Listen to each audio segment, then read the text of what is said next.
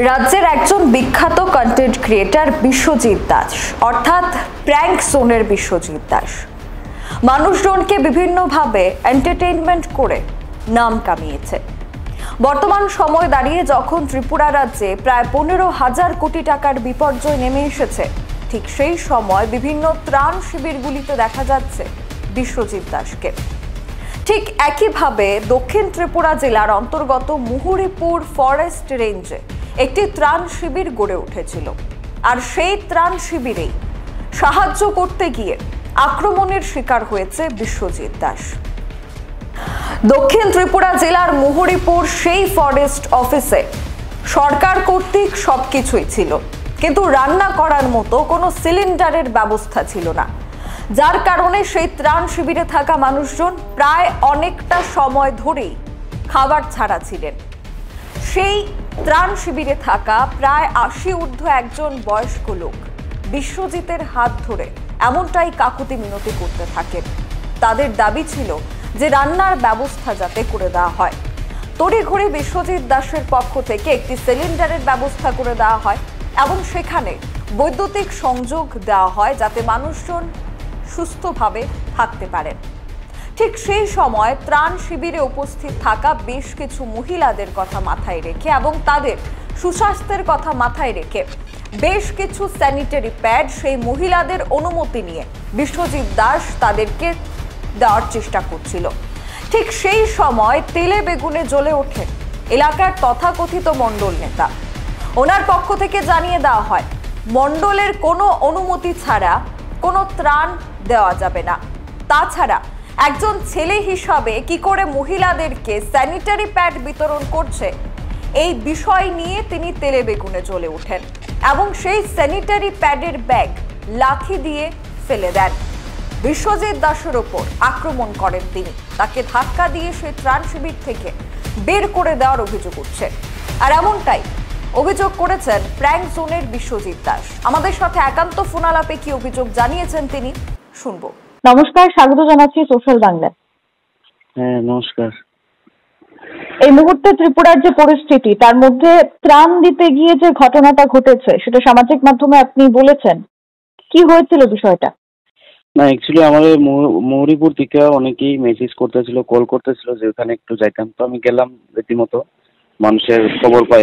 তো যাই দেখি যে হাই স্কুলে তো শিবির আসলে, এখন স্কুল চালু হইতেছে, তো যার জন্য যাদের ঘর একদম মানে ঘরই নাই, বাড়ি ঘর নাই, তাদের লিগে অল্টারনেটিভ আরেকটা ওয়ে করছে আর কি। তো এখানে ফরেস্টের একটা অফিস আসলো, ওইখানে কিছু জন মানুষ আসলো। তো আমি গেছি, যাওয়ার পর দেখি কোনো প্রশাসনের তরফ থেকে জল দিতেছে। তো যে ওই দায়িত্বে আসলো তাই নিয়ে আমার কইছে, বাবা তাদের খাওয়া দাওয়ার প্রবলেম, কিছু করতে পারবো না। তো সেই সময় কয়েকটা মহিলাই চাই কইছে আমাদের কিছু না করতে পারলো, একজন বয়স্ক লোক আছে, সকাল থেকে খাওয়া দাওয়া নাই।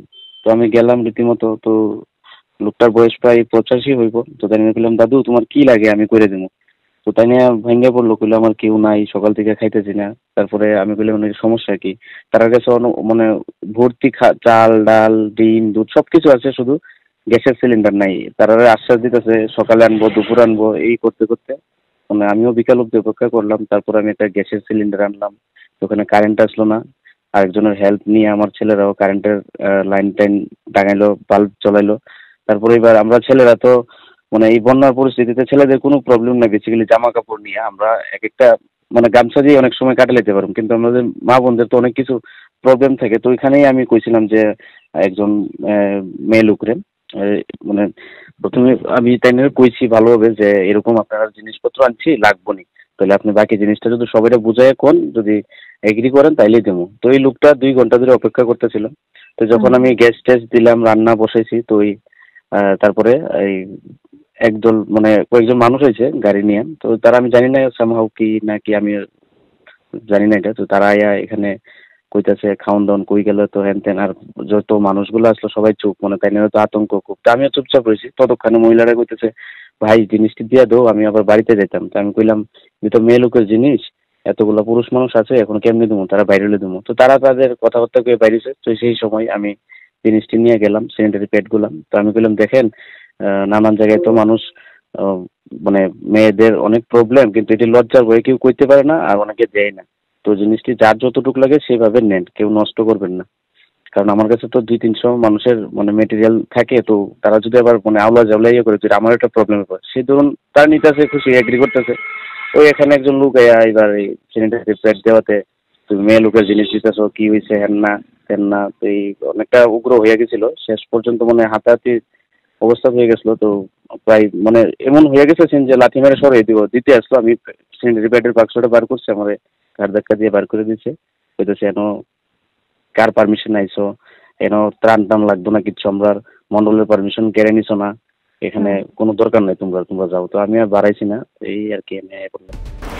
এখন প্রশ্ন হচ্ছে যে এই বিপর্যয়ের দিনে মানুষের সাহায্য করতে হলে তবে কি মণ্ডলের অনুমতি নিতে হবে?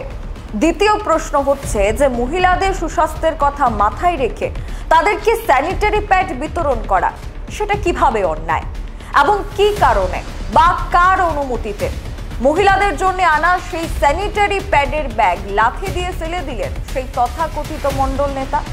তবে কি ওনাকে প্রশ্রয় দিয়েছেন কেউ, নাকি এই মণ্ডল নেতা ত্রাণের নাম করে নিজের পকেটে সরকারি অর্থ গুছিয়ে রাখছেন? এই একাধিক অভিযোগ উঠে আসছে। যদি মণ্ডলের অনুমতি নিয়ে মানুষদের সাহায্য করতে হয় তাহলে আগামী দিনে এই ধরনের পরিস্থিতি সৃষ্টি হলে মানুষের পাশে দাঁড়াতে হলে মানুষ দুবার ভাববে। এই বিষয় নিয়ে আপনাদের কি মন্তব্য রয়েছে অবশ্যই কমেন্ট সেকশনের মাধ্যমে আমাদের জানাতে ভুলবেন না। এখনকার মতো বিদায় নিচ্ছি। স্পেশাল রিপোর্ট নিয়ে আপনাদের সাথে ছিলাম আমি সুজাতা। পরবর্তী খবরাখবরের জন্য চোখ রাখবেন সোশ্যাল বাংলায়। নমস্কার।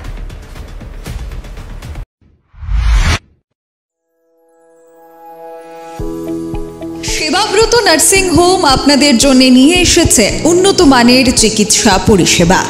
আমাদের 30 বেডেড নার্সিং হোম রয়েছে 7x24 ইমার্জেন্সি ও ফার্মাসি পরিষেবা, থাকবে বিভিন্ন ধরনের ডিপার্টমেন্টের পরিষেবা, urology, gastroenterology, gynaecology, orthopaedics, paediatrics, general medicine, cancer surgery, general surgery ইত্যাদি। সকল ধরনের উন্নত মানের রক্ত পরীক্ষার সুযোগ থাকছে। তাছাড়া থাকবে অত্যাধুনিক মানের এবং উন্নত মানের পরীক্ষার সুবিধা, যেমন advance CT scan, advance quality x-ray, ultrasonography. রয়েছে ল্যাপ্রোস্কোপি এবং কমপ্লিকেটেড সার্জারির সুবিধা। তাছাড়া থাকছে এন্ডোস্কোপি, কলোনোস্কোপি, ইআরসিপি, ডায়ালিসিস ও আইসিইউ পরিষেবা। Sebabrata nursing home, Chhinaihani, Ushabazar, airport road, Agartala, Paschim Tripura. বিস্তারিত জানতে যোগাযোগ করুন 8336804266 অথবা 9999363625 নম্বরে।